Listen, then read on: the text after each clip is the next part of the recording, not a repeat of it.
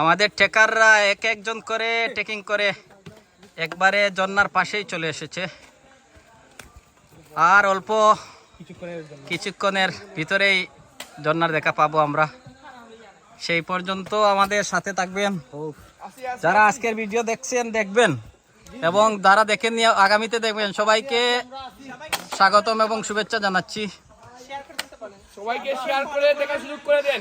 আমরা ট্র্যাকিং করতেছি একবারে। কি অবস্থা ভাইয়া, কেমন লাগছে?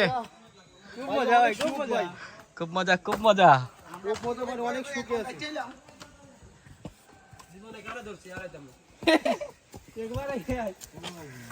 ভাইয়া আবার আসবেন, ধন্যবাদ।